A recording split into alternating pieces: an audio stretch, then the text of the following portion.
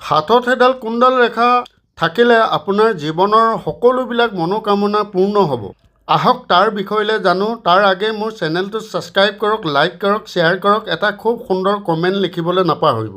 তো আহক, এইডালক কয় মগজ ৰেখা আৰু এইডালক কয় আপোনাৰ হৃদয় ৰেখা। ইয়াৰ মাজত যদি এনেধৰণৰ ক্ৰছৰ নিচান দেখা পায়, মানে এনেধৰণৰ ক্ৰছৰ নিচান যদি দেখা পায়, চিহ্ন যদি দেখা পায়, তেন্তে আপুনি জানিব আপোনাৰ জীৱনৰ সকলোবিলাক মনৰ আশা পূৰ্ণ হ'ব। লগতে আপুনি খুব বুদ্ধিয়ক হ'ব, লগতে বন্ধু বান্ধৱ সকলৰ সহায় পাব। আৰু কেইবাটাও প্ৰকাৰ আছে, তাৰ প্ৰকাৰসমূহ মই দেখাই। যেনে ধৰক, এইডাল হৈছে আপোনাৰ মগজ ৰেখা, এইডাল হৈছে হৃদয় ৰেখা। যদি এনেধৰণৰ ভাগ্যৰেখা এনেধৰণৰ গৈ পেলাই যদি শনি পৰ্বতত পায়, আৰু লগতে যদি এই হাৰ্ট লাইনৰ লগত যদি মগজ ৰেখা এনেধৰণৰ আহে এই পজিশ্যনটোত, তেনেহ'লে এই ৰেখাডাল